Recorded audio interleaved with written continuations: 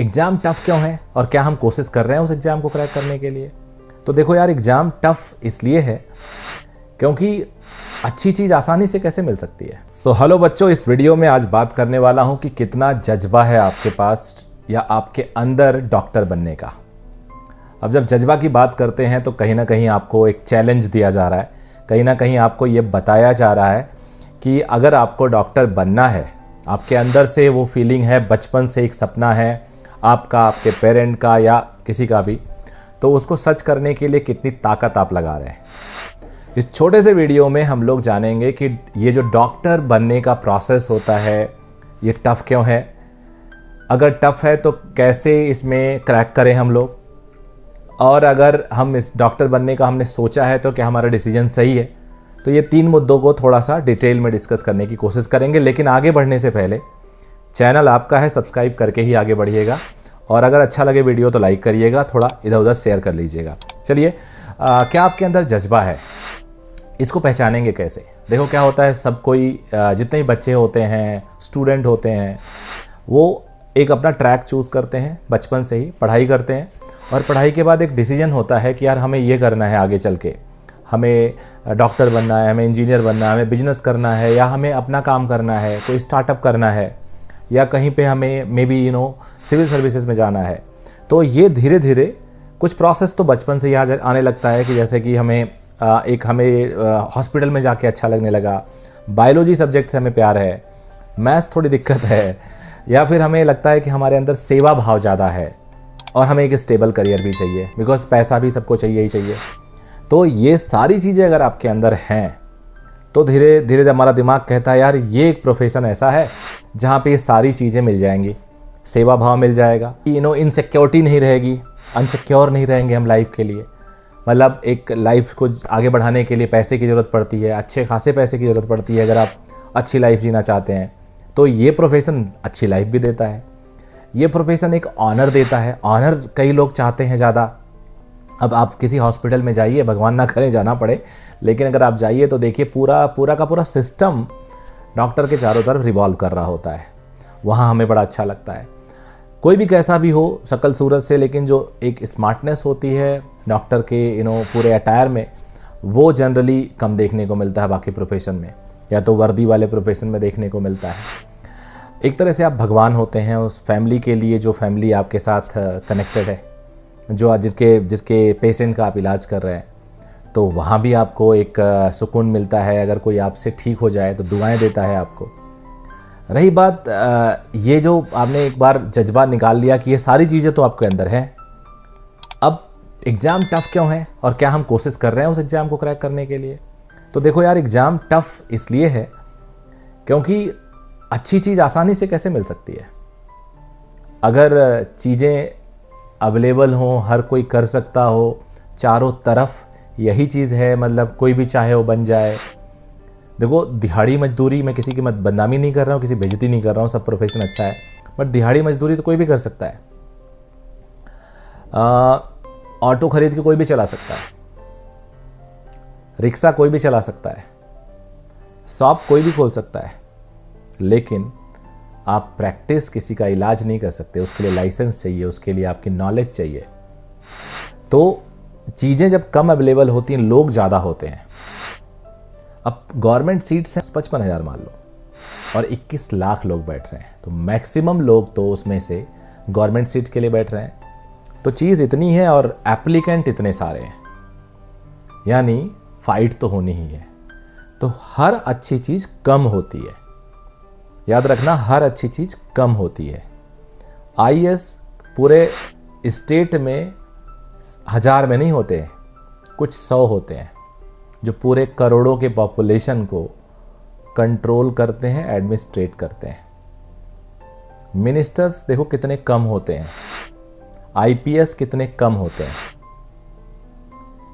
तो जो चीज़ कम है तभी उसकी वैल्यू है।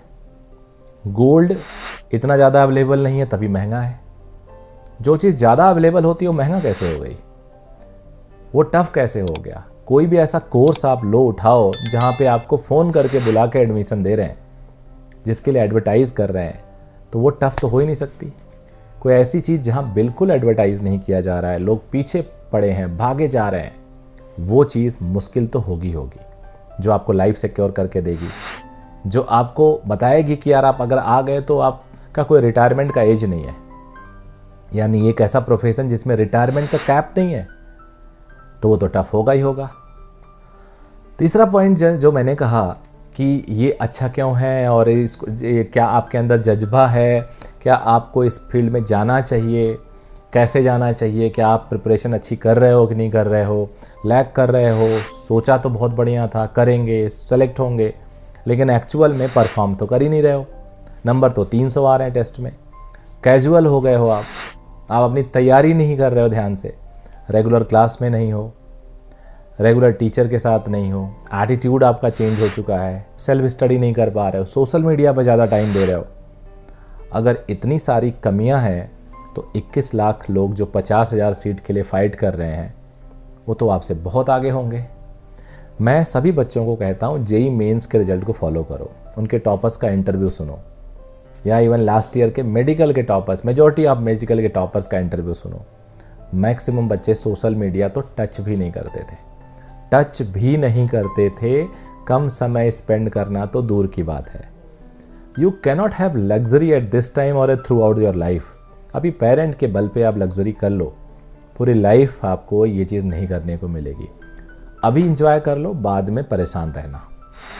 अभी थोड़ा सा अपने मन को कंट्रोल करो, क्योंकि ये सब स्टेट ऑफ माइंड है, ये नेसेसरी नहीं है, स्टेट ऑफ माइंड है।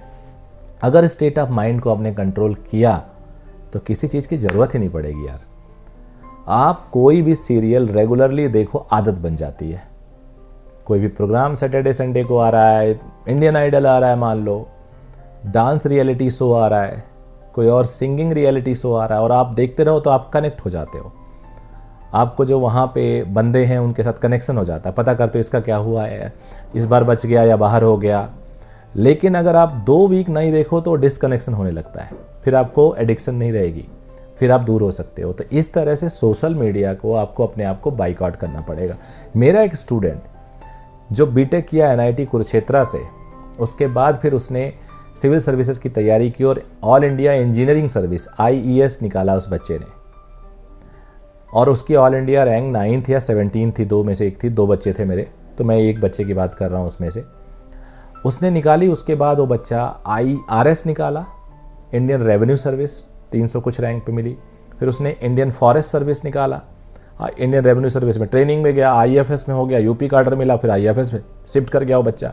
फिर अल्टीमेटली तीसरी बार उसने IPS निकाला, और IPS अब उसने फाइनली पोस्टिंग ले ली, और इस टाइम दिल्ली में पोस्टेड है, असिस्टेंट कमिश्नर ऑफ पुलिस। उस बंदे को मैं अगर आज मैसेज करता, फ़ोन नहीं करता था कई बार, मुझे पता बिजी है, तो कई बार उस व्हाट्सएप वो अगले दिन देखता था, सिंगल टिक हुआ करता था। और जबकि वो इंजीनियरिंग सर्विस क्वालिफाई कर गया था, इंडियन रेलवे मिला था उसको। उसके बाद उस बंदे ने IRS IFS निकाला, लाइफ सिक्योर था, पहली बार में सेट हो सकता था, वो नहीं हुआ क्योंकि आगे बढ़ना था, आगे जाना था। तो यही हाल आपके लिए भी। मेरे पास हर साल बहुत सारे स्टूडेंट आते हैं, सर हम सेल्फ स्टडी करेंगे, आप देख लेना सर, बहुत अच्छा 180 में 180 लाएंगे, 160 लाएंगे। हमें पता होगा नहीं लाएगा, लेकिन हम क्या कहें, ठीक है करो, ऑल द बेस्ट। रिजल्ट वही होता है, रियलिटी से आप भाग नहीं सकते हैं। तो प्लीज़ सीरियसली तैयारी करिए, एंड आई एम श्योर अगर सीरियसली तैयारी करेंगे तो सिलेक्शन तो रुकेगा ही नहीं आपका, क्योंकि एक ही सीट तो आपको चाहिए, 50,000 थोड़े चाहिए आपको तो एक ही सीट चाहिए, और एक सीट ऊपर वाला आपको देगा। So I am sure by this way you will do wonder. कोशिश करिए, आगे बढ़िए, मैं इस चैनल पे थोड़े थोड़े आपकी हेल्प करता रहूँगा। Thank you very much. अगर अच्छा लगे तो लाइक करिएगा। Bye bye, take care.